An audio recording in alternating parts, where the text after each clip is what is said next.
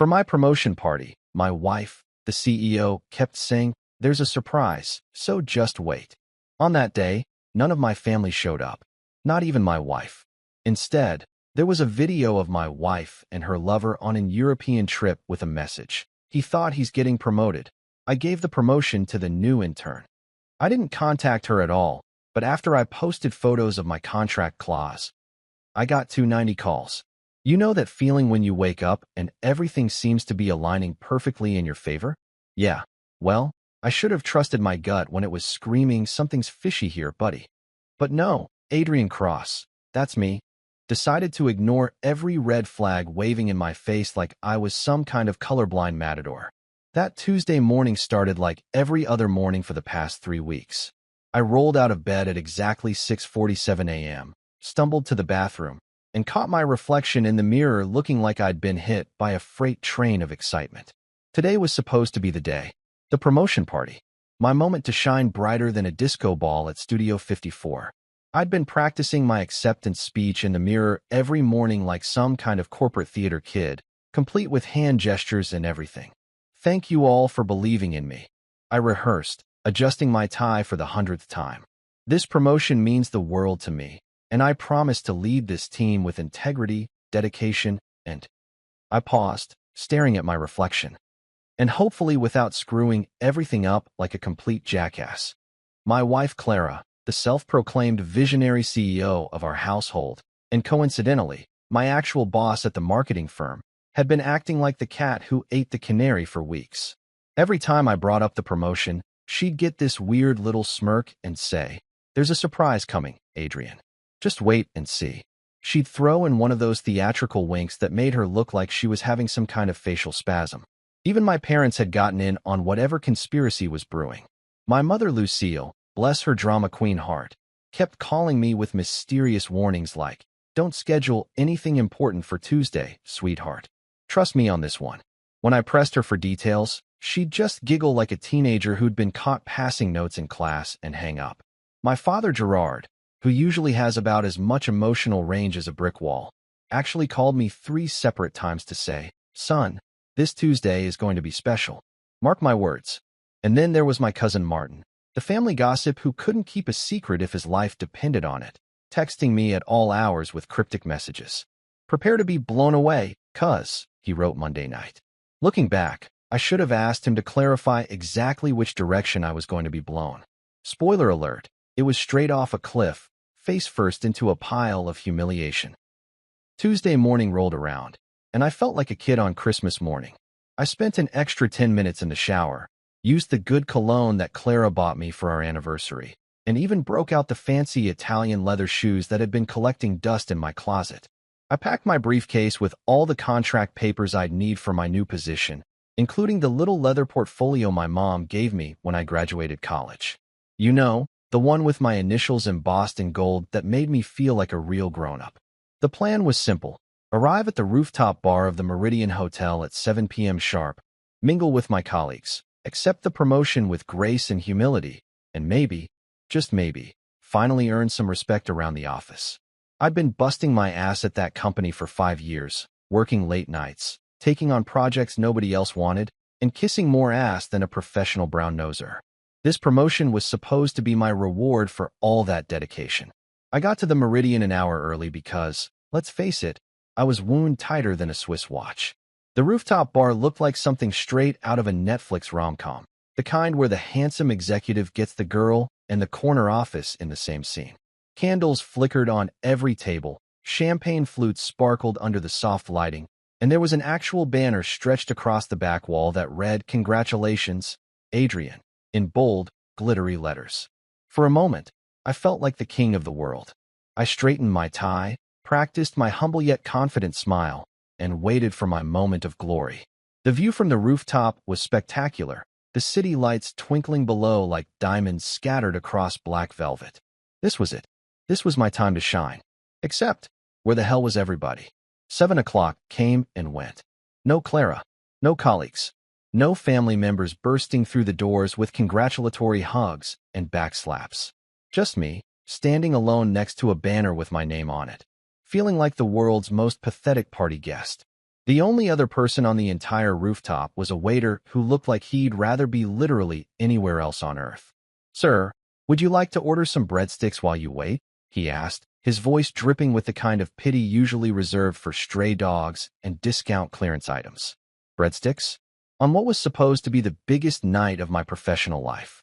I stared at this kid, and he was definitely just a kid, probably working his way through college, wondering if this was some kind of cosmic joke. Here I was, dressed to the nines, ready to accept the promotion I'd been dreaming about for months, and the only company I had was a waiter pushing carbs. "Sure," I said, because what else do you say in that situation? "Bring me the breadsticks. And maybe some of that champagne while you're at it." The waiter nodded sympathetically and disappeared, leaving me alone with my thoughts and the growing realization that something was very, very wrong. I pulled out my phone and checked for messages. Nothing from Clara. Nothing from my parents. Nothing from Martin, who usually texted me every 5 minutes about absolutely nothing. I walked over to the railing and looked down at the street below, watching normal people living their normal lives, completely unaware that Adrian Cross was having what might possibly be the worst evening of his entire existence. The irony wasn't lost on me. Here I was, literally above everyone else, and yet I'd never felt smaller in my life. The waiter returned with a basket of breadsticks and a bottle of champagne that probably cost more than my monthly car payment. He set everything down on the table nearest to my congratulatory banner and gave me another one of those looks that said, "Buddy, I've seen some sad stuff in my time, but this takes the cake." 20 minutes passed, then 30. I was seriously considering making friends with the breadsticks when my phone finally buzzed with a notification. My heart practically leaped out of my chest. Finally. This had to be Clara, leading the cavalry charge of friends and family, ready to surprise me with the celebration I'd been dreaming about. I grabbed my phone so fast I nearly dropped it over the railing. A video message from Clara. Perfect. She was probably just around the corner with everyone, filming some elaborate entrance that would make this whole evening make sense. I tapped play, and my world came crashing down faster than a house of cards in a hurricane. You know how they say expect the unexpected? Well, whoever came up with that brilliant piece of advice clearly never experienced what I was about to witness.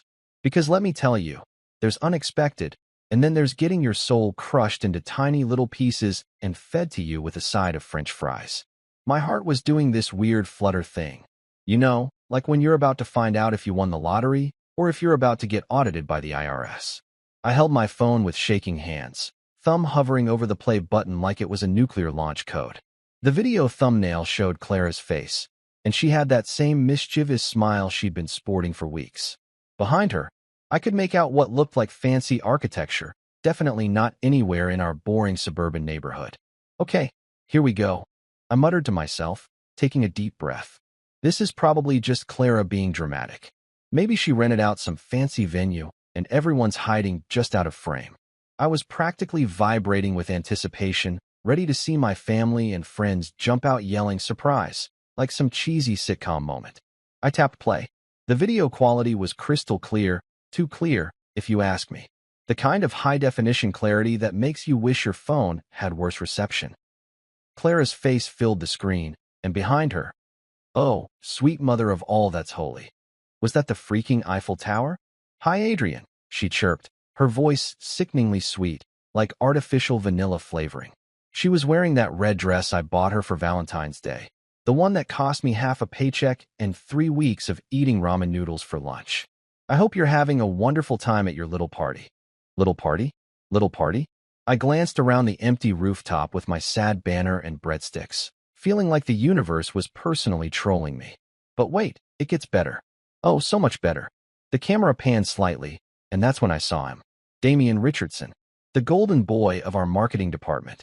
The guy who looked like he stepped out of a men's health magazine and had never met a mirror he didn't absolutely love. He was sitting right next to my wife, at some fancy Parisian cafe, sipping what looked like champagne that probably cost more than my monthly salary. "Adrian," Damian said, raising his glass toward the camera with a smirk that made me want to punch something. "We wanted to share some exciting news with you." I felt my stomach drop faster than an elevator with a broken cable. This couldn't be happening. This was not happening. This was some kind of nightmare, and I was going to wake up any second now in my own bed, with Clara next to me, and we'd laugh about this weird dream over coffee. Clara actually giggled, and leaned closer to Damien. So, remember how you thought you were getting that promotion tonight? The world started spinning. I gripped the railing so hard my knuckles went white. A couple at a nearby table glanced over at me with concern, probably wondering if I was about to have some kind of medical emergency. Spoiler alert, I was. Well, Clara continued, her voice dripping with fake sympathy. I have some news for you. I decided to give the position to someone more qualified. She gestured to Damien, who had the audacity to look modest. Modest. This guy who couldn't find his own ass with both hands and a GPS was playing humble. That's right, buddy, Damien chimed in, and I wanted to reach through the phone and strangle him with my bare hands. Looks like I'll be your new supervisor. Hope that's not too awkward for you. The camera shook slightly, and I realized someone else was filming this little production. That's when I heard the laughter. Multiple voices, cackling like a pack of hyenas who'd just discovered a wounded gazelle. My blood turned to ice as I recognized those laughs. My cousin Martin's annoying snort laugh that made him sound like a congested pig. My father's deep chuckle that usually made me feel warm and safe, but now sounded like nails on a chalkboard. My mother's high-pitched titter that she did whenever she thought she was being particularly clever. They were all there. Every single person I'd expected to see at MY Celebration was in Paris, watching my wife humiliate me on camera like it was some kind of twisted entertainment. Oh, Adrian, came Martin's voice from behind the camera. You should see your face right now. Wait, you can't see your face because you're not here. More laughter erupted like a volcano of cruelty. Clara leaned back in her chair, clearly enjoying every second of this psychological torture session. I know what you're thinking, she said, tilting her head with mock concern. How could your loving wife do this to you? Well, honey, let me explain it in terms even you can understand. Even I can understand? Even I can understand. Lady, I've got a master's degree in business administration and 5 years of experience in marketing. I'm not some mouth-breathing caveman who just discovered fire. You see, she continued, while you've been coasting along, thinking you're hot stuff, I've been building real relationships with real winners. Damien here has vision, drive, ambition, all the things you pretend to have but don't actually possess. I felt like I'd been sucker-punched by a freight train made of pure betrayal. This woman, who I'd been married to for 3 years, who I'd shared a bed with, who I'd planned a future with, was sitting in the most romantic city in the world with another man, explaining to me why I was a worthless piece of garbage. Damien wrapped his arm around Clara's shoulders, around MY wife's shoulders, and I swear I heard something snap inside my brain. Don't take it personally, Adrian, he said with that insufferable smirk. Sometimes life just works out better for some people than others. Looks like I'm one of the lucky ones. And I'm one of the smart ones, Clara added, snuggling closer to this Ken doll wannabe. Smart enough to recognize real talent when I see it. The camera panned around the cafe, showing off the fancy French architecture, the well-dressed Parisians enjoying their evening, the romantic lighting that made everything look like a damn postcard. Then it swung back to the happy couple, who looked like they were auditioning for roles in a romantic comedy where I was clearly the villain. Oh, and Adrian? Clara said, her voice taking on that fake, concerned tone that women use when they're about to deliver the killing blow. I hope you enjoy your breadsticks tonight. I heard the waiter was very sympathetic. How the hell did she know about the breadsticks? How did she know about the waiter? I spun around, looking for hidden cameras, wondering if this entire evening was some kind of elaborate setup. Was I being punked? Was this all just some sick joke that would end with everyone jumping out and yelling, "Got you"? But no. The rooftop remained empty except for me, the pitying waiter, and my growing sense of complete and utter devastation. The video continued, and I watched in horrified fascination as my entire family took turns delivering little messages of mock sympathy and thinly veiled insults. My mother, looking absolutely radiant in what I recognized as a new dress, waved at the camera. Adrian, sweetheart, we're having the most wonderful time here in Paris. I wish you could see how beautiful it is. But don't worry, we'll bring you back a postcard. A postcard? My own mother was offering to bring me a postcard from the trip where they celebrated my professional execution. My father cleared his throat, that official throat clearing he did whenever he was about to dispense what he considered to be wisdom. Son, this is a good lesson for you. Sometimes in life, you think you're the main character in your own story, but it turns out you're just a supporting player in someone else's success. A supporting player. In my own life. Thanks, Dad. Really hitting those motivational speaking goals there. Martin's face appeared on screen, and I could see he was absolutely loving every second of this. He'd always been jealous of my stable job and happy marriage, or what I thought was a happy marriage. Now he got to watch it all burn down in real time. "'Cause you always were a little too trusting for your own good," he said with mock sympathy. "Maybe this will teach you to pay attention to what's really going on around you."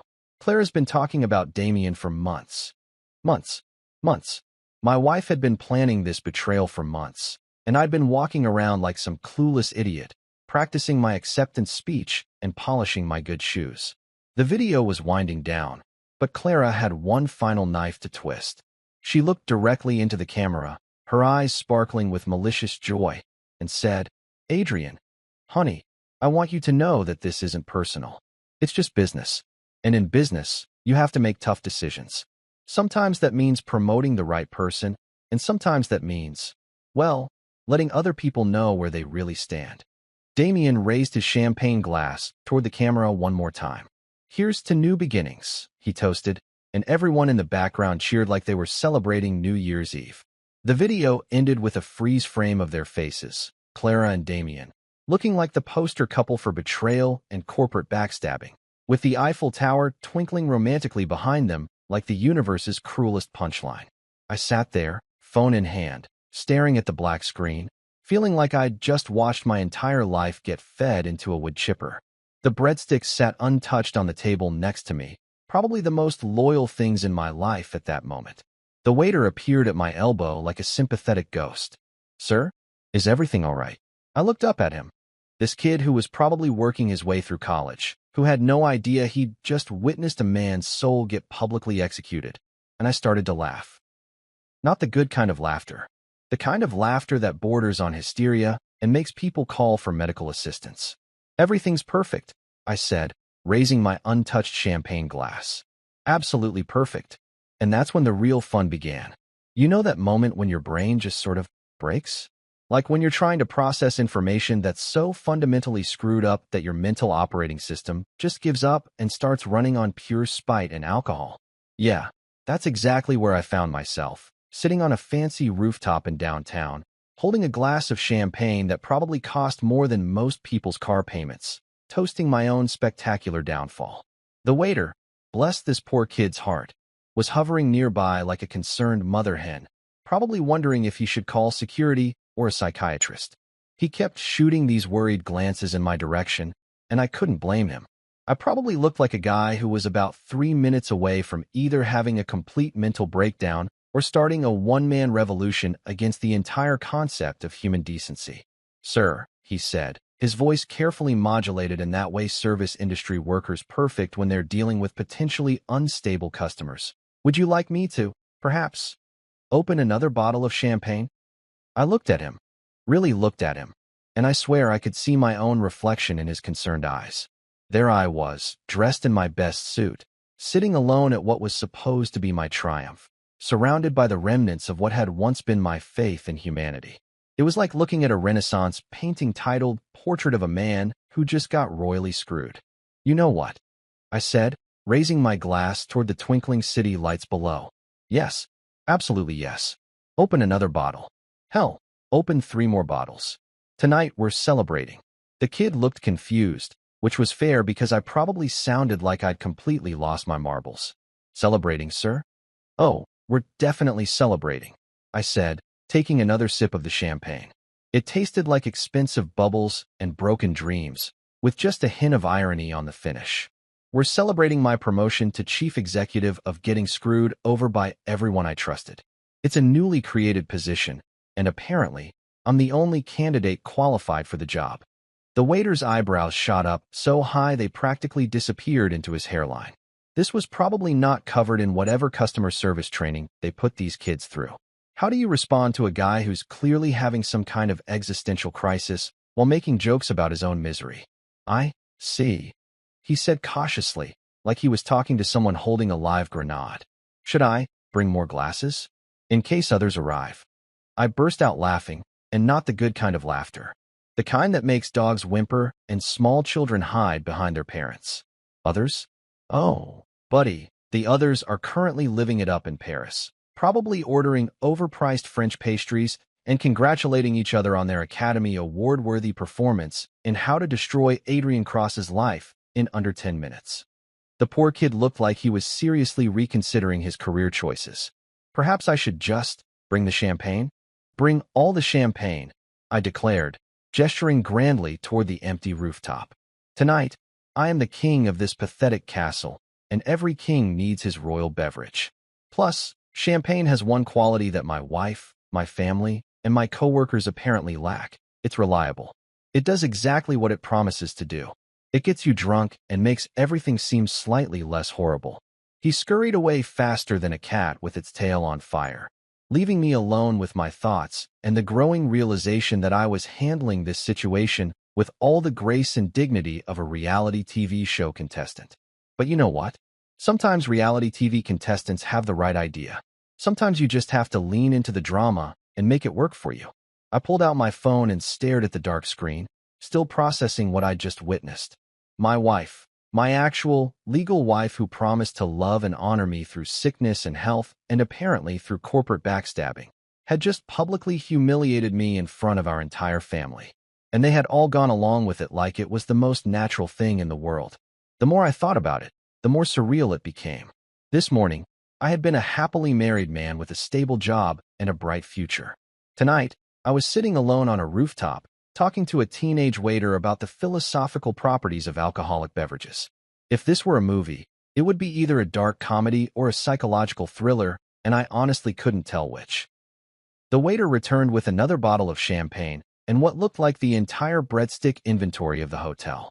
He'd also brought a small plate of fancy cheese and crackers, probably hoping that carbs and dairy might prevent me from having a complete meltdown on his watch. "On the house, sir," he said, setting everything down with the careful precision of someone defusing a bomb. "Chef thought you might be hungry." "The chef is a saint," I said, raising my newly filled glass and a toast. "Tell the chef that he has more compassion in his little finger than my entire extended family has in their collective bodies." The kid actually cracked a smile at that. "I'll be sure to pass that along, sir." "What's your name, kid?" I asked, suddenly realizing that this random stranger was showing me more kindness than the people who were supposed to love me. "Tyler, sir." "Well, Tyler, tonight you are my witness. You are bearing witness to what might be the most spectacular personal and professional implosion in the history of rooftop dining." I took another sip of champagne and felt the bubbles tickle my nose. "Tell me, Tyler, do you have a girlfriend?"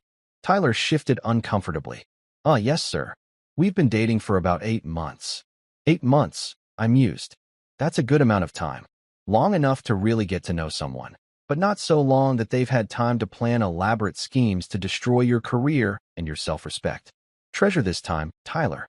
These are the golden days, before you discover that the person you love most in the world is capable of behaviors that would make a soap opera villain blush. "Sir, are you okay?" Tyler asked, and I could hear genuine concern in his voice. "Okay." I laughed, and this time it sounded almost normal. "Tyler, I am better than okay. I am having an epiphany, a revelation, if you will. I'm realizing that I have been living my entire adult life under a series of completely false assumptions." I stood up and walked over to the railing, looking out at the city below. From up here, all the people looked like tiny ants scurrying around, completely absorbed in their own little dramas. How many of them were dealing with their own versions of tonight? How many of them were discovering that their lives were not at all what they thought they were? Assumption number 1, I announced to the night air, was that my wife loved me and wanted me to succeed. Clearly, that was adorable of me to think. Tyler had followed me to the railing, probably worried I was about to do something dramatic and lawsuit-worthy. Assumption number 2, I continued, was that my family had my back and would support me through thick and thin. Also adorable. Apparently, they prefer to support me from several thousand miles away while actively participating in my professional assassination. "Sir," Tyler started, but I held up a hand. Assumption number 3 was that hard work and dedication would be rewarded with respect and advancement. This might have been the most naive assumption of all. Apparently, what actually gets rewarded is looking like a Calvin Klein model and having the moral flexibility of a contortionist. I turned back to Tyler, who was looking at me like I might be having some kind of breakdown. And maybe I was. But you know what? Sometimes a breakdown is just a breakthrough wearing different clothes. Tyler, my friend, I want to share something with you. Something important. I raised my champagne glass toward the Parisian sky, even though Paris was probably about 6 time zones away. Sometimes life hands you a situation that's so absurd, so completely ridiculous, that the only rational response is to embrace the absurdity and make it work for you. I pulled out my phone and opened up my social media app. Time to take control of this narrative. What are you doing, sir? Tyler asked nervously. I'm taking the first step in my new career as a professional survivor of betrayal, I said, holding up my phone to capture the perfect selfie angle. The city lights behind me, the champagne glass in my hand, the banner with my name on it visible in the background.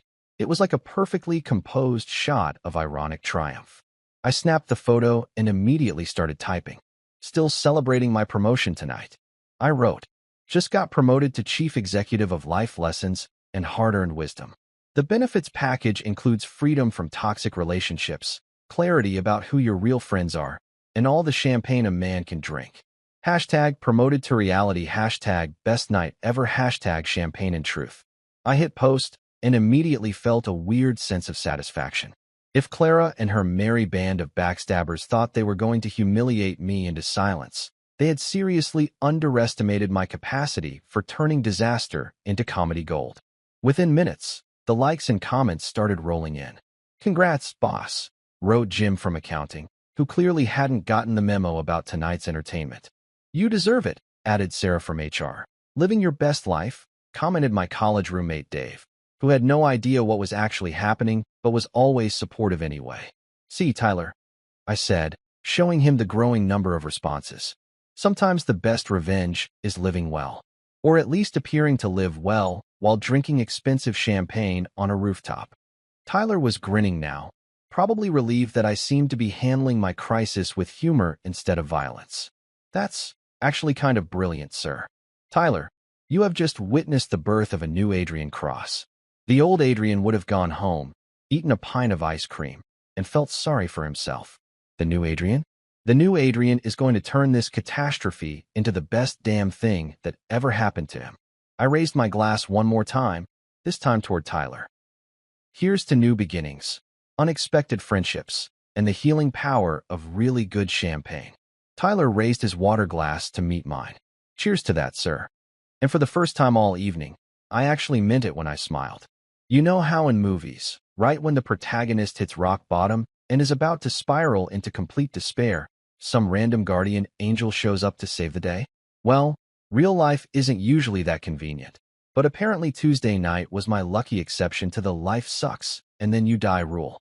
Because just as I was settling into my new role as the mayor of pathetic town, population, me, I heard a familiar voice that made me question whether I'd accidentally drunk enough champagne to start hallucinating. Adrian? Holy shit. Dude, what the hell are you doing up here by yourself? I turned around so fast I nearly gave myself whiplash. And there he was, Marcus Rodriguez, my college roommate, my former drinking buddy, and quite possibly the only person left on Earth who didn't know that my life had just imploded like a controlled demolition gone wrong. Marcus looked exactly the same as he had 6 months ago when we'd last grabbed beers together. Same messy black hair that looked like he'd just rolled out of bed. Same crooked grin that got him out of trouble in college. Same ability to show up at exactly the right moment with absolutely perfect timing. Marcus, I said, probably sounding like I'd just seen a ghost. Which, considering how my evening had gone, wouldn't have been the weirdest thing to happen. What are you doing here? He walked over, looking around at my sad little party setup with the practiced eye of someone who'd seen me in various states of disaster before. I was meeting a client for dinner downstairs when I saw your post about celebrating. Figured I'd swing by and congratulate you on whatever promotion you were talking about. He paused, taking in the empty chairs, the untouched breadsticks, and my slightly manic expression. But now I'm thinking maybe there's more to this story. Tyler, who had been watching this reunion with the fascination of someone witnessing a soap opera plot twist, took this as his cue to make himself scarce. I'll just go check on the kitchen, he mumbled, practically sprinting toward the exit like he was escaping a crime scene. Marcus settled into the chair across from me, grabbed one of my breadsticks without asking permission, and gave me that look. The same look he used to give me in college when I'd done something spectacularly stupid, and he was waiting for me to explain myself. All right, Cross. Spill it. And don't even think about giving me some bullshit story about how everything's fine. I've known you for 15 years, and I can smell disaster on you from here. So I told him. Everything. The whole sordid tale of betrayal and backstabbing and Parisian champagne, toasts to my professional execution. I showed him the video, watched his face go through the same progression of emotions I'd experienced: confusion, disbelief, anger, and finally a kind of disgusted fascination that you usually reserve for particularly gruesome true crime documentaries. Marcus watched the entire thing in silence, his jaw getting progressively tighter with each passing second. When Clara delivered her final cutting remarks, he actually said, "Oh, fuck no," out loud, which made me feel oddly validated. At least someone else thought this was as messed up as I did. "Bro," he said when the video ended, setting my phone down like it was radioactive. "Your wife is auditioning for the villain role in a telenovela. Like, she's not just being mean. She's being creatively, artistically cruel. That's some next-level emotional terrorism right there." "Right," I said, feeling like someone had finally understood the magnitude of what I'd just experienced. I mean, the Eiffel Tower backdrop was a nice touch. Really drives home the whole romantic betrayal theme they were going for. Marcus shook his head in amazement. "And your family just went along with this? Your parents, Martin? They all just decided to participate in this psychological warfare operation." "Apparently my mother brought a new dress specifically for the occasion," I said, taking another sip of champagne. "Because nothing says family loyalty like coordinating your wardrobe for your son's public humiliation. Jesus Christ, Adrian. This is..." He paused, searching for the right words. "This is some Game of Thrones level backstabbing. Except instead of fighting over the Iron Throne, they're fighting over who gets to destroy your self-esteem most creatively." Marcus pulled out his phone and started typing furiously. "You know what? Screw this. You're not sitting here alone feeling sorry for yourself. Not on my watch." "What are you doing?" I asked, watching him text at approximately the speed of light. "I'm calling in reinforcements," he said without looking up. "You think you're alone in this? Think again, buddy. I've got people." Within 10 minutes, 10 minutes. Marcus had assembled what he called his emergency friendship task force.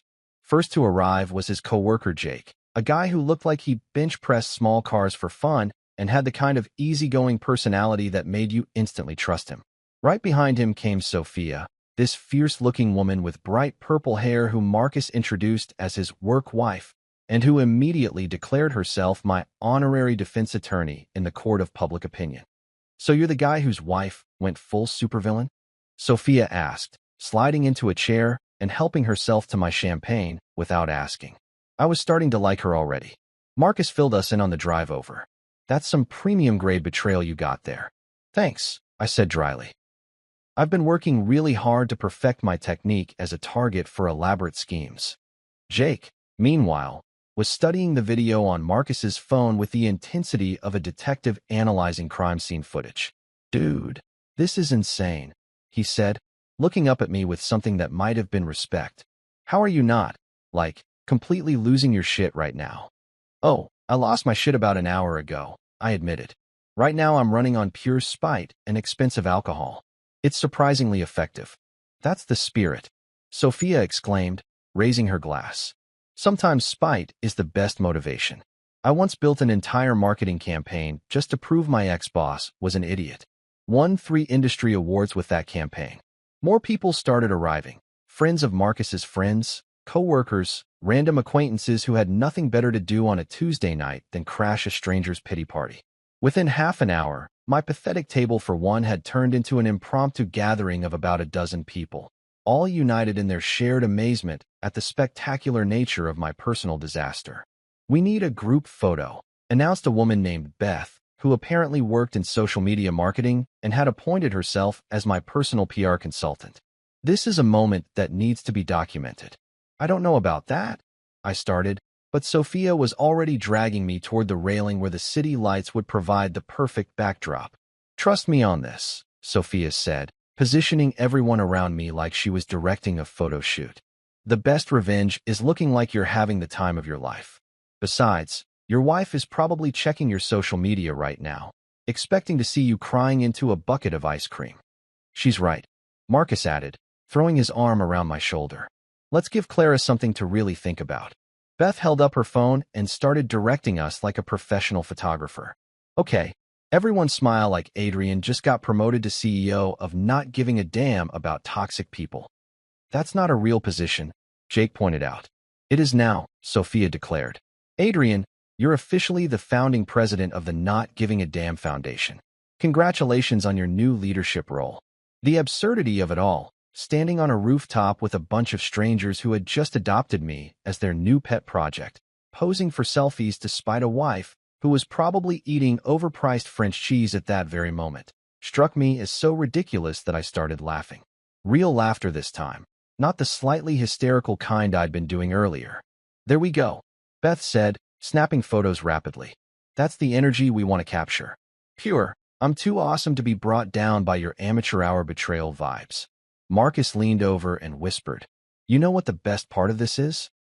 Tomorrow morning, she's going to see these photos and realize that instead of destroying you, she just freed you from having to pretend to care about her opinion anymore. Sophia overheard and nodded approvingly. Exactly. She thought she was writing your ending, but really she just wrote your beginning. Classic villain mistake. They never think through the long-term consequences of their evil schemes. Jake raised his beer bottle. I propose a toast, he announced. To Adrian, who just got the universe's most expensive lesson in finding out who his real friends are. And to finding out that sometimes your real friends are people you meet on random Tuesday nights when your life explodes. Everyone raised their glasses, and I felt something shift inside my chest.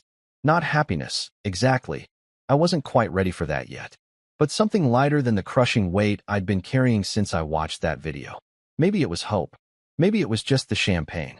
But for the first time in hours, I felt like maybe, just maybe, I was going to be okay. To new friends, I said, raising my glass. And to the beautiful irony that my worst day just turned into one of the most memorable nights of my life. Cheers to that, Marcus said, and 12 strangers who had become friends clinked their glasses together under the city lights, celebrating not what I'd lost, but what I was about to gain. And that's when I realized Clara had made one crucial miscalculation in her elaborate revenge plot. She'd assumed I'd collapse without her approval and support. She'd never considered the possibility that I might discover I was capable of building something better with people who actually gave a damn about me. Joke's on her, I thought, looking around at my impromptu support group. Turns out I'm a lot more resilient than any of us knew. You know that feeling when you wake up after what you think was just a weird dream, only to realize that nope. It was all horrifyingly real, and your life is still a complete dumpster fire? Yeah, that's exactly how Wednesday morning greeted me. Like a slap in the face from reality, delivered with all the subtlety of a freight train carrying a cargo load of your problems haven't magically disappeared overnight.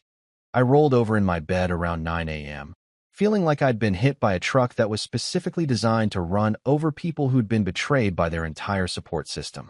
My head was pounding from the champagne. My mouth tasted like I'd been gargling with regret, and for about 3 blissful seconds, I thought maybe the whole thing had been some kind of alcohol-induced nightmare. Then I saw my phone. Holy mother of all that's sacred, my phone looked like it had been possessed by the demon of missed communications. The screen was practically vibrating with notifications, and the little red bubble showing my missed calls looked like it was about to explode from the sheer numerical pressure. 12 missed calls. That was my first clue that last night hadn't been a champagne-fueled hallucination. Nobody calls you 12 times unless something major has happened, and since I was pretty sure I hadn't won the lottery or been selected for a NASA mission, that left only one possibility. The chickens had come home to roost, and they were apparently very, very angry chickens. I stumbled to the bathroom, splashed some cold water on my face, and tried to prepare myself for whatever fresh hell was waiting in my voicemail. But by the time I got back to my phone with a cup of coffee that was stronger than my will to live, the number had jumped to 23 missed calls. 23, in the span of 10 minutes. It was like my phone had suddenly become the communications hub for a small country experiencing a political crisis. I sat on the edge of my bed, coffee in one hand, phone in the other, watching the numbers climb like I was observing some kind of twisted social experiment. 25 calls. 30. 35. It was mesmerizing in the way that natural disasters are mesmerizing, horrible, but impossible to look away from. The calls were coming from all the usual suspects, of course. Clara's name kept popping up with the persistence of a telemarketer who'd just discovered a live phone number. My mother had called 6 times in a row, which was about 5 times more than she'd called me in the entire previous month. My father, who usually communicated exclusively through birthday cards and awkward small talk at family gatherings, had apparently discovered the urgent call button on his phone.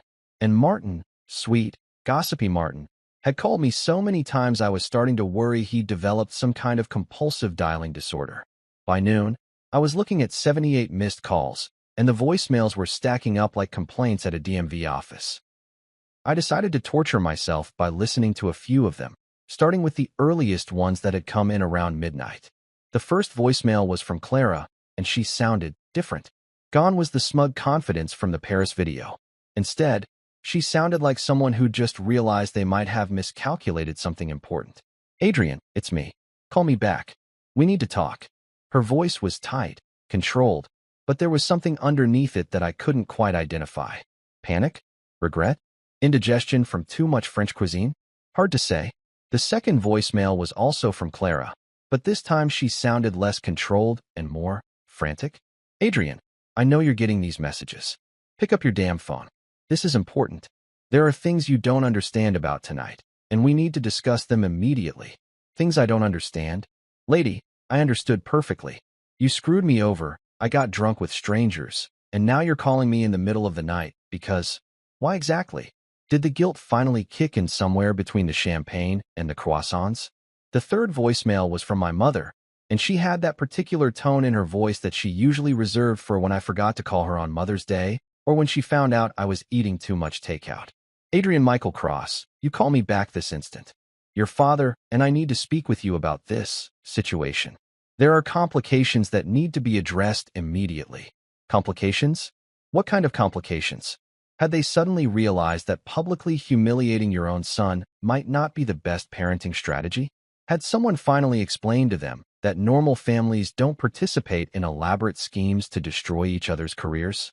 I kept listening, and the messages got progressively more desperate and incoherent. Martin called to say there had been a misunderstanding and that I needed to hear the full story. My father left a voicemail that consisted mostly of him clearing his throat and saying, "Son, call us," in the tone of voice usually reserved for announcing family deaths. But the real entertainment started around 3 a.m., when Clara called again and left what could only be described as a dissertation on why I needed to call her back immediately. Adrian, I don't know what game you think you're playing, but this silent treatment isn't helping anyone. There are business considerations here that you're not aware of, legal implications that need to be discussed. You can't just ignore this situation and hope it goes away. Call me. Now. Legal implications? Business considerations? What the hell was she talking about? Last night she was sipping champagne and telling me I was getting replaced by Kendall Damien, and now suddenly there were legal implications? By the time I reached voicemail number 15, Clara had progressed from demanding to pleading, which was a character development I definitely hadn't seen coming. Adrian, please. I know you're angry, and I know last night didn't go the way either of us expected, but there are things happening that you need to know about. Important things. Things that affect both of us. Just, please call me back. Didn't go the way either of us expected? Either of us? I'm sorry, but last night went exactly the way she planned it. She orchestrated the whole thing down to the breadstick-eating waiter. The only thing that didn't go according to plan was that I didn't curl up in a ball and disappear from society. The most recent voicemail was from this morning, and Clara sounded like someone who'd been awake all night drinking coffee and contemplating the various ways her life might be falling apart. Adrian, it's Wednesday morning, and I know you're awake because Marcus posted photos of you guys at some bar last night looking like you were having the time of your life. We need to talk. There are documents you need to see, contracts you need to review. Please, just call me back. This is bigger than you think it is. Documents? Contracts? What kind of documents could possibly be relevant to my public humiliation and career assassination? And how did she know about Marcus and the bar? Was she stalking my social media now? I scrolled through my recent posts and found the photos Beth had taken last night. There I was, surrounded by my new friends, looking genuinely happy for the first time in months. The photos had dozens of likes and comments from people congratulating me on my promotion and saying things like, "You look so happy," and "living your best life." Then I noticed something interesting. The most recent comments weren't from random acquaintances. They were from people at work. Jim from accounting had written, "Congrats on the big news." Sarah from HR had commented, "So excited for your new opportunity." Even Dave from the marketing department, Damien's department, had left a comment saying, "Can't wait to hear all about it." Wait a minute.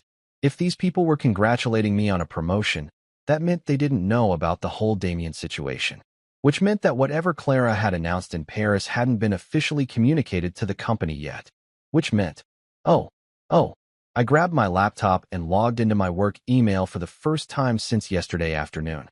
My inbox was packed with emails about meetings, project updates, budget approvals, all the normal stuff that gets sent to someone in a management position.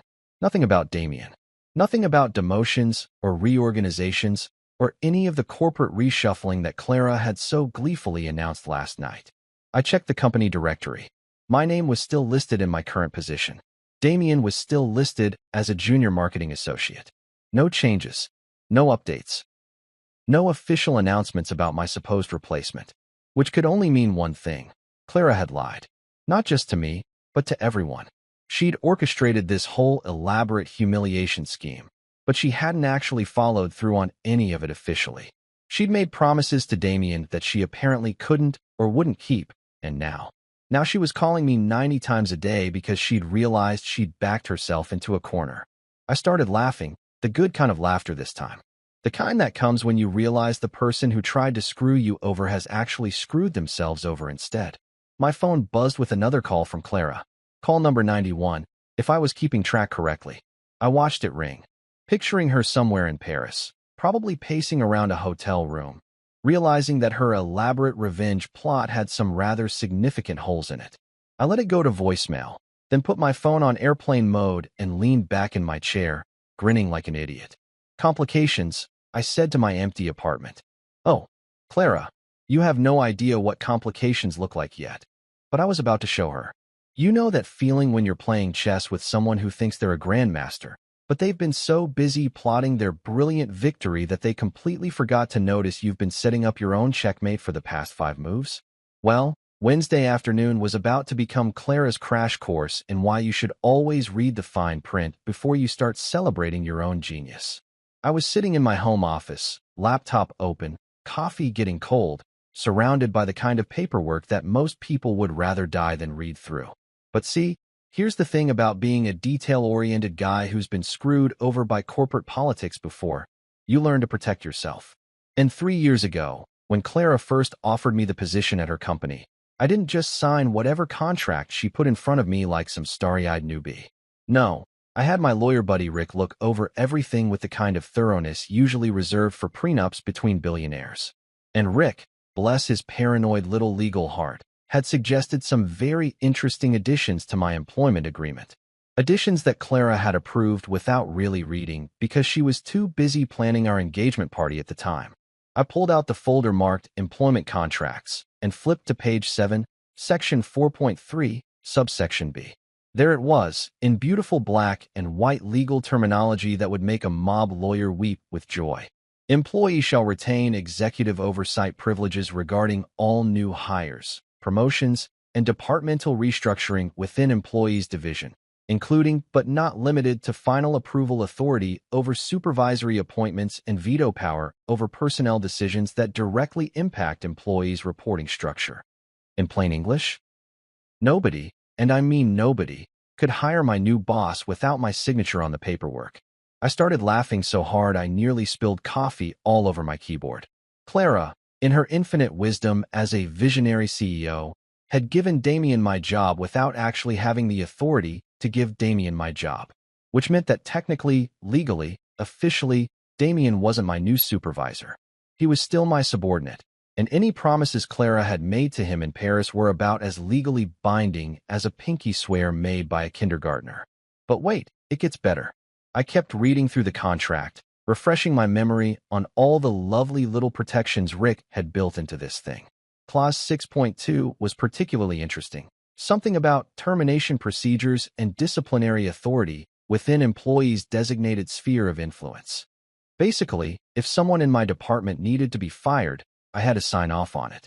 And if someone needed to be hired, well, same deal. Which meant that not only could I veto Damien's fake promotion, but I could also make his life at the company very, very interesting. All completely legally, all completely within my contractual rights, all completely by the book. I grabbed my phone, turned off airplane mode, and watched as it immediately exploded with missed calls and text messages. Clara had called 6 more times while I was doing my research. My voicemail inbox was so full it had probably achieved sentience and was considering filing for its own social security number. But instead of calling her back, I did something much better. I opened up my laptop and started drafting an email. Not to Clara. Oh no, she could wait. I was writing to the head of human resources, with copies to the legal department and the company's board of directors. Subject: clarification required regarding recent personnel changes and contractual obligations. I love corporate speak. It's like speaking in code, except the code is designed to make lawyers happy and make people who've been screwing you over very, very nervous. Dear Ms. Henderson, I began, addressing our head of HR, who was probably going to have the most interesting Wednesday afternoon of her career. I am writing to request immediate clarification regarding any personnel changes, promotional announcements, or supervisory restructuring that may have been discussed or implemented within my department during my absence yesterday evening. I paused, cracking my knuckles like a pianist preparing for Carnegie Hall. This was going to be fun. As per my employment agreement dated 3 years ago, copy attached, I retain final approval authority over all supervisory appointments within my division. I have not been consulted regarding any such changes, nor have I provided written authorization for any modifications to my reporting structure or departmental hierarchy. Translation: if anybody tried to promote Damien without my permission, they just violated my contract, and violation of contracts tends to make corporate lawyers very unhappy. Additionally, I would like to schedule a meeting at your earliest convenience to review any and all documentation related to recent personnel decisions, particularly any that may impact my current position or responsibilities within the organization. I attached a copy of my employment contract, with the relevant sections highlighted in bright yellow like a roadmap to Clara's impending legal headache, and hit send.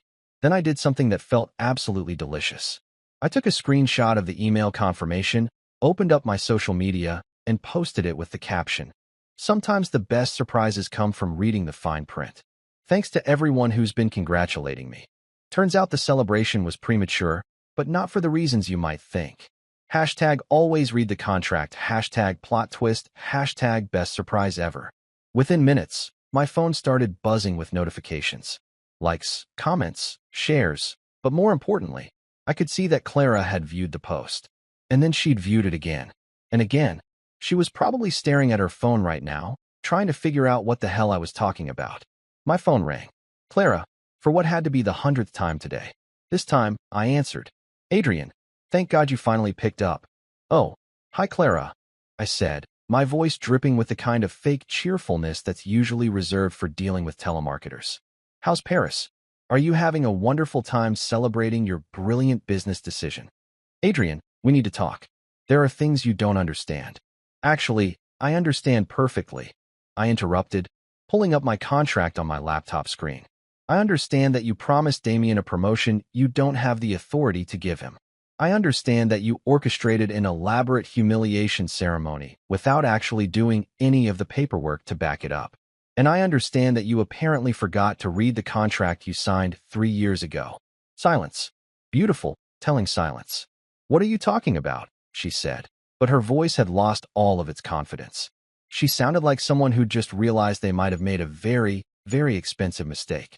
Section 4.3, subsection B, I said, reading directly from the document.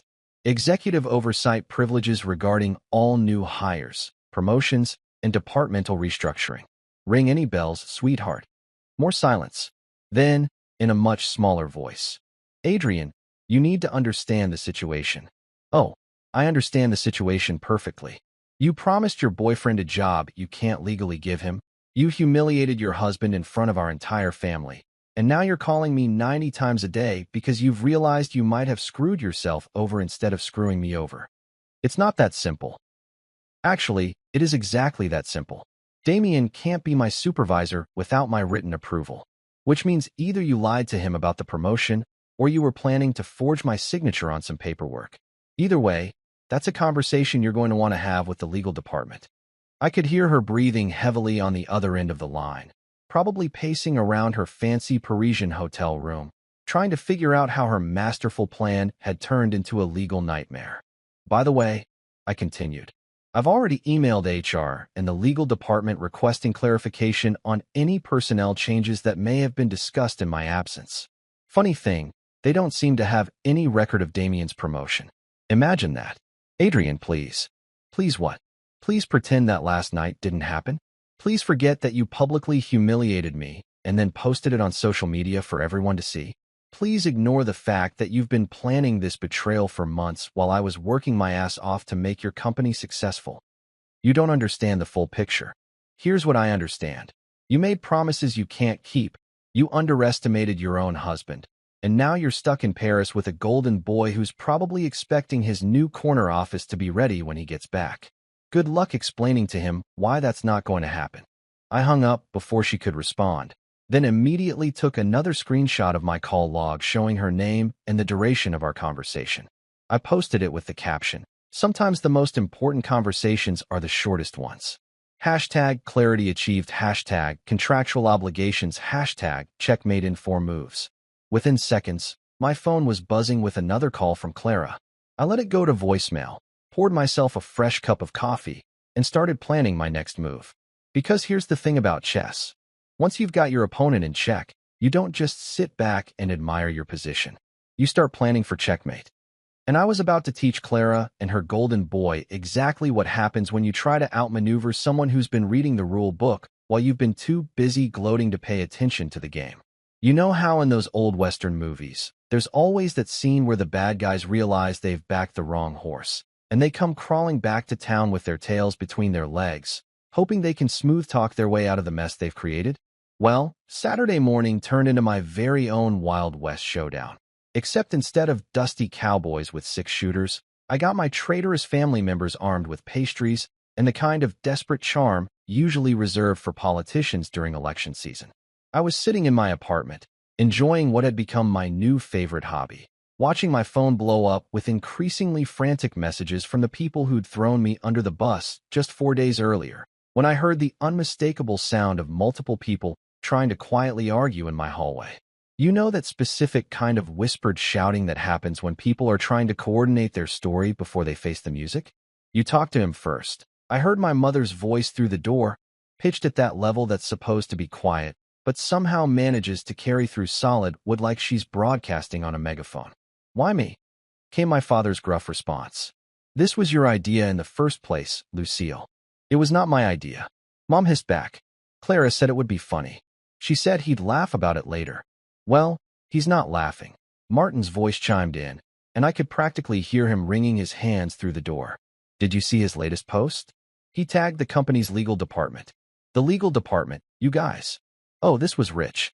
I grabbed my coffee and settled into my favorite chair, the one that gave me a perfect view of the door, and waited for what was undoubtedly going to be the most entertaining performance of my life. The doorbell rang, followed by the kind of tentative knocking that suggested they weren't entirely sure they wanted me to actually answer. I let them stew for a minute, just because I could, then called out, "It's open." The door opened slowly, like they were entering a crime scene, and in filed the entire cast of characters from Tuesday night's disaster. Clara wasn't with them. She was still stuck in Paris, probably Googling how to unhumiliate your husband, and coming up empty, but everyone else was there. Mom, Dad, Martin, and even my Aunt Susan, who usually only showed up for funerals and major holidays. They were carrying what appeared to be an entire bakery's worth of peace offerings.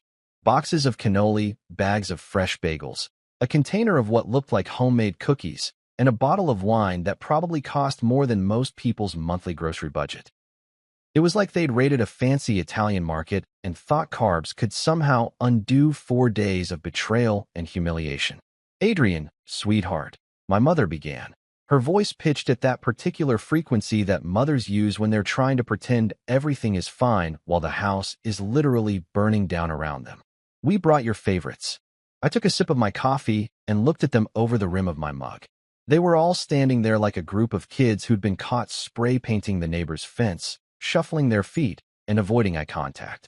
It was almost adorable, if you ignored the fact that these people had collectively decided to participate in my public execution just a few days earlier. My favorites, I said, setting my mug down on the coffee table with deliberate slowness. That's interesting. I thought my favorite thing was having a family that supported me instead of actively working to destroy my career and self-respect. But hey, cannoli are nice too. My father cleared his throat, that official throat clearing he did whenever he was about to attempt damage control. Son, we need to talk. There are some things that need to be clarified. Clarified. I leaned back in my chair, making no move to invite them to sit down. What exactly needs clarification, Dad? The part where you all flew to Paris to watch my wife humiliate me? Or the part where you laughed like hyenas when she announced she was giving my job to her boy toy? Aunt Susan actually winced at that, which was satisfying since she'd been one of the loudest laughers on the video. Martin stepped forward, looking like he was about to volunteer for a suicide mission. Adrian, listen, we didn't know. Didn't know what, Martin? Didn't know that Clara was screwing around with Damien? Didn't know that she was planning to destroy my career? Or didn't know that I might actually have feelings about being betrayed by every single person I trusted? We didn't know it was real, Martin blurted out, then immediately looked like he regretted opening his mouth. I mean, we thought you were in on it. I stared at him. You thought I was in on my own public humiliation? You thought I arranged for my wife to cheat on me and give my job to another man as some kind of elaborate performance art? Clara told us it was a prank, my mother said quickly, her voice getting higher with each word. She said you two had planned it together as a way to make a statement about corporate culture or something. She said you were going to reveal the joke at the end and everyone would laugh. A prank. I repeated the word slowly, like I was trying to understand a foreign language. She told you that my wife cheating on me and destroying my career was a prank.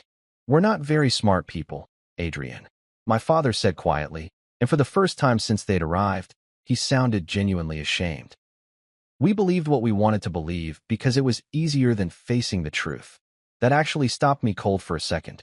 My father admitting he was wrong was like witnessing a solar eclipse. Technically possible, but so rare you weren't sure you'd actually seen it. The truth, I said, standing up and walking over to my desk where I'd strategically placed a folder full of documents, is that your daughter-in-law has been planning this betrayal for months. The truth is that she promised her boyfriend a promotion she doesn't have the legal authority to give him. And the truth is that instead of standing by your son, you all decided to be extras in her little revenge fantasy. I picked up the folder and turned back to face them.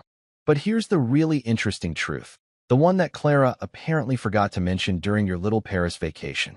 I opened the folder and pulled out the first document, my employment contract with the relevant sections highlighted in bright yellow. This is my original employment agreement. Notice section 4.3, subsection B, which gives me veto power over any supervisory appointments in my department. My mother's face went pale. What does that mean? It means, I said, enjoying every syllable, that Damien can't actually be promoted to my position without my written approval. Which means Clara lied to him, lied to you, and lied to everyone else about having the authority to make that decision. I pulled out the second document, a printed email from HR. This is the response I got from Human Resources when I asked about recent personnel changes. Want to guess what they told me? Martin was staring at the papers like they were written in ancient hieroglyphics. What did they say? They said there have been no approved personnel changes in my department. No promotions, no demotions, no supervisory restructuring. Which means everything Clara announced in that video was complete fiction. I pulled out the third document, Damien's official termination notice, dated yesterday and signed by yours truly. And this is my favorite document of all. Damien's termination letter, effective immediately, for violation of company policy regarding inappropriate relationships with supervisory personnel. The room went so quiet you could have heard a pin drop in the apartment next door. You fired him? Aunt Susan whispered. Technically, I exercised my contractual right to remove an employee who was engaging in behavior detrimental to company morale and professional standards. But yes, Damien no longer works for us as of yesterday afternoon. Martin was doing math in his head, and I could see the exact moment when the implications hit him. So Clara is in Paris with a guy who doesn't have the job she promised him? Bingo, I said, snapping my fingers. And since she made those promises publicly, in front of witnesses, using company resources to humiliate another employee, she's also looking at potential legal action for misuse of authority and creating a hostile work environment. My mother sank down into my couch without being invited, clutching her purse like it was a life preserver. Oh my God, what have we done? You participated in what you thought was the destruction of your son's life? I said matter-of-factly. But don't worry, it turns out you're not as good at destroying people as you thought you were. My father was staring at me with something that might have been respect. How long have you been planning this? Planning what? Planning to protect myself from corporate backstabbing? About 3 years. Planning to turn Clara's scheme against her? About 4 days. Planning to watch you all realize you backed the wrong horse. I smiled. That started about 5 minutes ago. I walked back to my chair and sat down, casually flipping through the remaining documents in my folder. So here's what's going to happen. Clara is going to come home from Paris to find that her boyfriend is unemployed, her scheme has backfired spectacularly, and her husband has documented evidence of everything she's done. And you all are going to explain to me why I should forgive you for celebrating what you thought was my complete and total humiliation.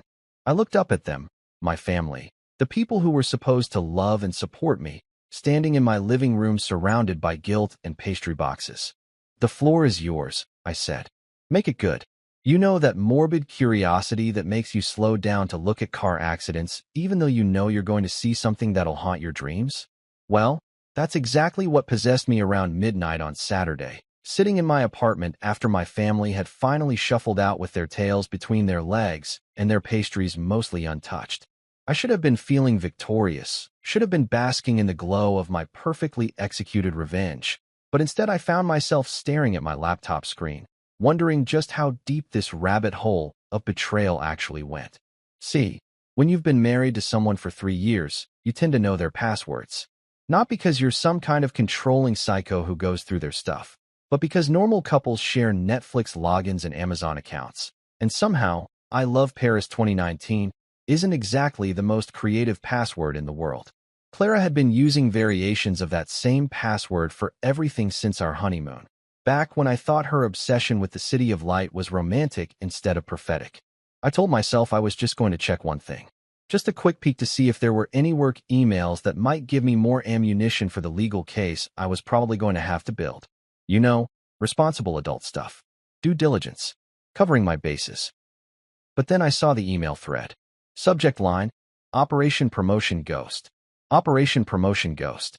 They had given my humiliation a code name, like it was some kind of military strike or corporate espionage mission. They had turned my life into a goddamn spy novel, and I was apparently the clueless target who wasn't supposed to figure out the plot until it was too late. I clicked on the thread, and what I found was like discovering a treasure trove of evidence that your entire life has been a lie. Except instead of treasure, it was more like finding a box full of venomous snakes with a note that said surprise. Everyone you trust wants to bite you. The email chain went back 3 months. 3 fucking months. This wasn't some spur-of-the-moment decision or a crime of passion. This was a carefully orchestrated campaign of psychological warfare that had been planned with the kind of attention to detail usually reserved for NASA launches or bank heists. The first email was from Clara to Martin, dated 12 weeks ago. Need your help with something. Adrian's been getting too comfortable lately, thinking he's indispensable. Time to remind him where he stands. Are you in? See. Martin's response came 30 minutes later. Always. What did you have in mind? This sounds fun already. Fun. My cousin thought destroying my self-confidence was going to be fun. I made a mental note to never invite Martin to any more family barbecues. Actually, scratch that. I made a mental note to never speak to Martin again unless it was to tell him exactly what I thought of his definition of entertainment. The emails continued, and I watched in horrified fascination as my wife and my family planned out every detail of what they thought would be my complete humiliation.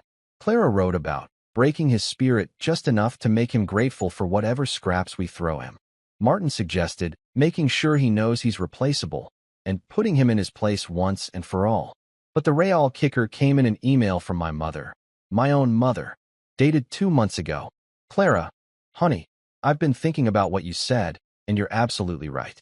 Adrian has always been too soft, too trusting. Maybe this will toughen him up and teach him to pay attention to what's really going on around him. Gerard and I are happy to help. It's for his own good, really. For my own good. My mother thought that public humiliation and career sabotage would be good character-building exercises. Like I was some kind of spoiled teenager who needed to learn a lesson about the real world, instead of a grown man who'd been working his ass off to support his family and build a career. I kept reading, and the emails got progressively more detailed and more cruel. They discussed timing, logistics, guest lists for the fake party. Clara wrote extensively about Damien and how perfect he would be as my replacement, not just professionally but personally. He's everything Adrian isn't, she wrote in one particularly charming message. Confident, ambitious, willing to take risks. Adrian's become so predictable, so safe. Boring, really. This will be good for both of us. Safe, boring, predictable. 3 words that apparently summed up my wife's opinion of our entire marriage. I thought I was being a good husband, reliable, supportive, trustworthy. Turns out those were character flaws in Clara's book. But Martin's contributions to the conversation were what really made my blood boil. This was the cousin I'd grown up with, the guy I'd helped through his messy divorce, the person I'd lent money to when his business was failing. And here he was, gleefully participating in what he clearly saw as my comeuppance. How dense can Adrian be? LOL, he wrote in one email. He still thinks he's getting promoted. This is better than reality TV. Clara's response made me want to punch something. He's too soft to handle the real world. Always has been. Maybe this will finally wake him up to how naive he's been. Lucky for us, unlucky for him. Lucky for us, unlucky for him. They were talking about destroying my life like it was some kind of game show where my misery was the prize they were competing for. The email chain continued right up until Tuesday afternoon, with last-minute coordination about who was bringing what to Paris, who was filming the video, and how they were going to time the reveal for maximum impact. They had planned out my humiliation with the precision of a Swiss watch, accounting for every detail except one crucial element. They had seriously underestimated exactly how much I was capable of fighting back. I found the email that made everything crystal clear. It was from Damien to Clara, sent 3 weeks ago. Babe, I can't wait to see the look on his face when he realizes what's happening. You're sure he won't be able to do anything about it legally? I don't want this to blow back on us if he gets vindictive. Clara's response was the smoking gun I didn't even know I needed. Don't worry about Adrian. He's too trusting to have protected himself with anything more than a basic employment contract. I looked at his paperwork when he first started, standard boilerplate stuff. No special clauses, no protection against reorganization or termination. He'll have no choice but to accept whatever we decide. Besides, he'd never have the spine to fight us on this even if he could. No special clauses. No protection against reorganization. Standard boilerplate stuff. I leaned back in my chair and started laughing so hard that I probably woke up my neighbors. Clara had looked at my employment paperwork. All right. She'd looked at the original template that Rick had started with before he'd added all those lovely protective clauses that were about to make her life very, very complicated.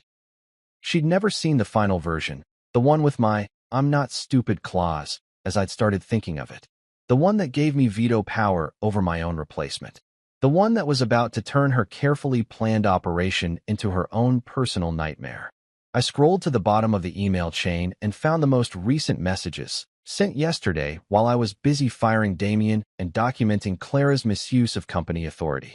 Martin to Clara, Adrian posted something about contracts and legal departments. Should we be worried? Clara to Martin.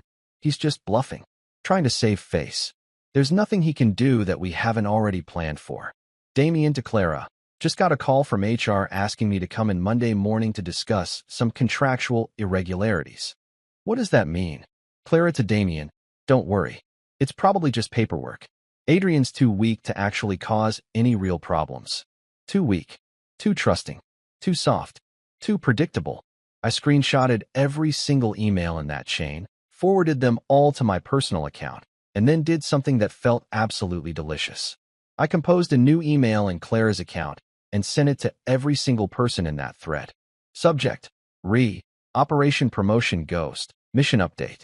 Team, I wanted to provide you all with a status update on our little operation. It turns out that Adrian wasn't quite as soft or trusting as we anticipated. In fact, he appears to have been several steps ahead of us this entire time. As of yesterday, Damien has been terminated for violation of company policy. HR is investigating our use of company resources for personal vendettas. Legal is reviewing potential harassment and hostile workplace claims. Adrian has documentation of everything we've done, including this email chain. I believe the technical term for our current situation is completely fucked. Congratulations, everyone. We played ourselves. Best regards.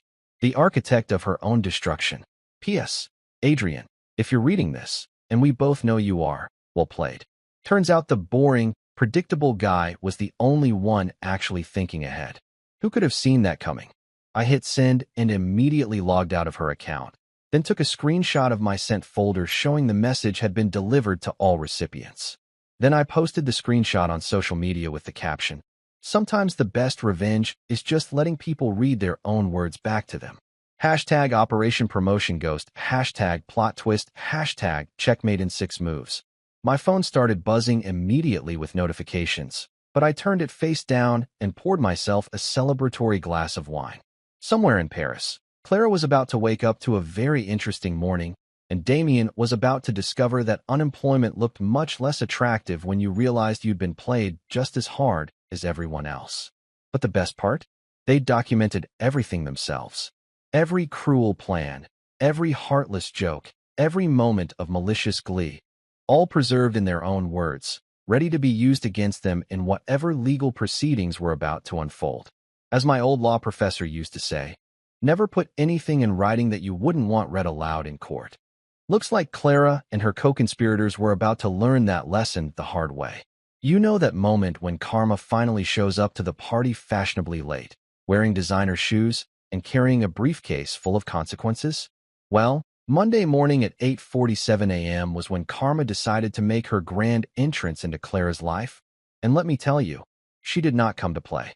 I was sitting in my office, my actual office, the one I'd never lost despite Clara's elaborate schemes, enjoying what had become my new morning routine of reading legal documents and sipping coffee that tasted like victory, when I heard a commotion in the hallway that sounded like a small tornado had collided with a drama queen. Given that it was barely 9 in the morning and most normal people were still trying to remember how coffee worked, this could only mean one thing. Clara had finally made it back from Paris. The office door burst open with the kind of dramatic flair usually reserved for soap opera season finales. And there she was, Clara Richardson Cross, self-proclaimed visionary CEO and current holder of the Most Spectacular Self-Destruction of the Year award. She looked like she'd been put through a blender that was specifically designed to destroy both physical appearance and psychological stability. Her usually perfect blonde hair was pulled back in what could generously be called a messy bun, but looked more like she'd stuck her finger in an electrical socket. Her designer blouse, the same red one she'd worn in the Paris video, I noticed, was wrinkled like she'd slept in it, which she probably had given that her original plan to stay in France for a romantic week had been cut short by certain legal complications. Her makeup was smudged in a way that suggested she'd been crying, and her eyes had that particular wild look that people get when they realize their master plan has not only failed, but has actively made their life worse in every conceivable way. "Adrian," she said, and her voice had that brittle quality that glass gets right before it shatters into a million pieces. "We need to talk. Right now." I looked up from the employment law textbook I'd been reading, purely for educational purposes, you understand, and gave her the kind of smile that customer service representatives use when dealing with particularly difficult customers. "Clara, welcome back from your vacation. How was Paris? Did you enjoy the romantic getaway with your unemployed boyfriend?" She flinched like I'd slapped her, which was satisfying in a way that probably made me a terrible person, but I was beyond caring about the moral high ground at this point. "Don't," she said, stepping into my office and closing the door behind her with the careful precision of someone who was barely holding onto their composure. "Just don't. Please." "Don't what?" Don't mention that your elaborate scheme backfired. Don't bring up the fact that Damien got fired while you were sipping champagne and congratulating yourself on your brilliant revenge plot. Don't talk about how you used company email to plan my humiliation and now HR is treating it like evidence in a harassment case. With each word, I watched her face get paler until she looked like she'd been drained of blood by some kind of corporate vampire. She sank into the chair across from my desk without being invited, and for the first time since I'd known her, Clara Richardson looked small, defeated, human. "How did you know about the emails?" she asked quietly, staring at her hands instead of looking at me. "Well, let's see," I said, leaning back in my chair and counting off on my fingers. "It could be because you've been using the same password for everything since our honeymoon. It could be because you CC'd half the company on your little Operation Promotion Ghost updates. Or it could be because you're apparently the only person in this building who doesn't understand that company email servers keep backups of everything." She looked up at me then, and I saw something in her eyes that I'd never seen before: fear. Not just embarrassment or regret, but genuine, bone-deep terror about what was going to happen to her. "Adrian, please. I know how this looks, but you have to understand." "I have to understand what? That you've been planning to destroy my career for 3 months? That you convinced my entire family to participate in what you thought would be my complete humiliation? That you promised your boyfriend a job you didn't have the authority to give him? Which part exactly am I supposed to understand?" "It wasn't supposed to go this far," she said, and her voice cracked on the last word. "It started as just, I don't know, a way to shake things up. To make you realize that you couldn't just coast through life expecting everything to be handed to you." I stared at her in amazement. "Coast through life? Clara, I've been working 60-hour weeks for your company for 3 years. I've brought in more clients than anyone else in my department. I've stayed late, worked weekends, and turned down job offers from competitors because I thought we were building something together. You were comfortable," she said, and there was a flash of the old Clara in her voice, the entitled, superior tone she used when she was explaining why everyone else was wrong. "You stopped trying to impress me. You stopped fighting for what you wanted. You just settled." I settled. I laughed, but it wasn't the good kind of laughter. I settled for loving my wife and thinking she loved me back. I settled for believing that my family actually gave a damn about my happiness. I settled for trusting people who were apparently keeping scorecards of my failures and planning elaborate schemes to humiliate me. She was crying now, not the pretty, delicate tears that she used to get sympathy, but the ugly, desperate kind that happens when someone realizes they've lost everything and it's entirely their own fault. "Adrian, I'm sorry. I'm so sorry. I never meant for it to hurt you this much. I thought you'd bounce back. I thought it would make you stronger." Stronger? I stood up and walked around my desk, not to comfort her, but to make sure she could see exactly how serious I was. "Clara, you didn't try to make me stronger. You tried to break me. You wanted to watch me crumble so you could feel superior and your boyfriend could feel like a big man. The only reason it didn't work is because I had better lawyers than you expected." "What happens now?" she asked, and she sounded like a child asking if she was going to get in trouble for breaking something valuable. "Now," I pulled out a folder from my desk drawer, a different folder this time, one that had been prepared by actual lawyers instead of just by me reading contract law for fun. "Now you get to experience the consequences of your actions." I opened the folder and spread the contents across my desk where she could see them. Legal documents, email printouts, witness statements from the people who'd been at Marcus's impromptu support group gathering, character references from colleagues who'd had no idea what was happening behind the scenes. "This is a formal complaint to the Equal Employment Opportunity Commission about hostile workplace environment and abuse of authority," I said, pointing to the first set of documents.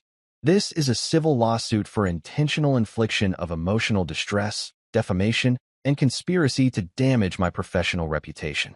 And this," I picked up the final document, "is divorce papers." She looked at the papers like they were written in a foreign language, her mouth opening and closing without any sound coming out. "You can't be serious," she finally whispered. "Deadly serious. See, Clara, here's what you never understood about me. You thought I was weak because I chose to be kind. You thought I was stupid because I chose to trust you. You thought I was a pushover because I didn't play games and try to manipulate people." I sat down on the edge of my desk, looking down at her tear-stained face. "But kindness isn't weakness. Trust isn't stupidity. And refusing to be manipulative doesn't make someone a pushover. It just means they have better things to do with their time than plot against the people they're supposed to love. Adrian, please don't do this. I'll make it right. I'll fix everything. You'll what? Travel back in time and undo 3 months of planning my humiliation? You'll magically make my family respect me again. You'll convince Damien to give up his unemployment benefits and come crawling back to a job he no longer has. She didn't have an answer for that, because there wasn't one. Some things, once broken, can't be fixed. Some betrayals are too complete, too calculated, too cruel to be forgiven just because someone finally realizes they've miscalculated. The papers are already filed, I said quietly. Your assets are frozen pending the outcome of the civil case. Your access to company accounts has been revoked pending the investigation into misuse of authority. And your key to this apartment, I pulled her spare key out of my pocket and set it on the desk, is no longer valid. She stared at the key like it was a snake that might bite her. Where am I supposed to go? She asked. I honestly don't care, I said, and I meant it. Maybe Damien's place. Oh wait, he's probably getting evicted since he no longer has income. Maybe your parents. Oh wait, they're probably not thrilled about having to pay legal fees for their daughter's harassment lawsuit. Maybe a hotel. I hear Paris has some lovely accommodations, though they might be a bit outside your budget now. Clara sat there for another few minutes, crying quietly while I organized my legal documents and tried to remember if I had any meetings scheduled for the rest of the day. Finally, she stood up on shaky legs and walked toward the door. Adrian, she said, not turning around. For what it's worth, I really am sorry. For what it's worth, I replied, I really don't care. The door closed behind her with a soft click, and I was alone in my office with my legal documents, my coffee that had gone cold, and the overwhelming sensation that I had just closed the book on the worst chapter of my life. Now it was time to start writing a better one. 6 months later, I was standing on the deck of my new harborside loft, watching sailboats drift across the water like they had all the time in the world and nowhere particular to be. The irony wasn't lost on me. After 32 years of thinking I knew exactly where my life was headed, I discovered that the best destination was wherever the hell I wanted to go. The loft was everything my old life wasn't. Open, honest, uncomplicated. Floor-to-ceiling windows that let in actual sunlight instead of the fluorescent pessimism of corporate cubicles. A kitchen island where I could spread out legal documents or cook breakfast for friends without worrying about someone plotting my downfall over the scrambled eggs. Clara kept trying to reach me, of course. Letters showed up weekly, each one progressively more desperate than the last. Her lawyer had advised her to stop contacting me directly. Something about making the harassment case worse, but apparently desperation makes people ignore even expensive legal advice. The letters went straight into my shredder now, unread. I'd learned that some conversations aren't worth having, and some apologies come too late to matter. The foundation I'd started, the one for guys rebuilding their lives after spectacular betrayals, had taken off like a rocket fueled by pure spite and determination. Turns out there were a lot more men out there who'd been screwed over by people they trusted, and apparently my story had become some kind of cautionary tale about reading the fine print on both employment contracts and marriage certificates. Marcus had become my unofficial business partner in the whole operation, along with Sophia, who'd appointed herself as our director of strategic revenge communications. Jake handled security for our monthly meetings, which was probably overkill, but made everyone feel like badasses. Tonight was my birthday, my first birthday as a genuinely free man, and Marcus had organized what he called a rooftop barbecue for reformed suckers. The same crowd from that first night had shown up, plus about 20 new faces, all guys who'd found their way to our little support group through word of mouth and social media. Someone had brought a cake that was shaped like a giant resignation letter, complete with "To my old life," written in blue frosting. The inscription on top read, "To the man who resigned from stupidity," which made me laugh so hard I nearly choked on my beer. Speech, speech, Sophia called out, and before I knew it, everyone was chanting, and I found myself standing on a chair like some kind of motivational speaker who'd accidentally stumbled into his own success story. All right, I said, raising my beer toward the city lights that twinkled below us like a constellation of possibilities. A year ago, I thought I knew what my life looked like. I thought I knew who my friends were, who my family was, who my wife was. Turns out I was wrong about pretty much everything.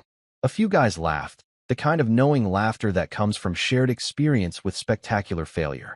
But here's the thing I learned. I continued, looking around at these people who'd become my real family. Sometimes the worst thing that happens to you is actually the best thing that could have happened to you. Sometimes you have to lose everything fake to find everything real. I thought about Clara's smug smile in that Paris video, about Damien raising his glass in a toast to my supposed downfall, about my family laughing like hyenas at what they thought was my destruction. They thought they were writing my ending, I said, grinning at the memory. Turns out they were just writing my beginning. The group erupted in cheers and applause, and someone started a chant of Adrian. Adrian, like I was some kind of champion boxer instead of just a guy who'd figured out how to read a contract and fight back. Standing there with the harbor breeze in my face and my real friends around me, I realized something profound. I was finally, genuinely, completely happy. Not the fake happiness I'd convinced myself I had with Clara, but the real deal. The kind that comes from knowing exactly who you are and being perfectly okay with that person. Somewhere out there, Clara was probably still trying to figure out how her brilliant plan had turned into her worst nightmare. Somewhere out there, Damien was probably updating his LinkedIn profile and wondering how he'd gone from golden boy to cautionary tale. But here, on this rooftop, surrounded by people who actually gave a damn about my happiness, I was exactly where I belonged. And that, as they say, was the real promotion.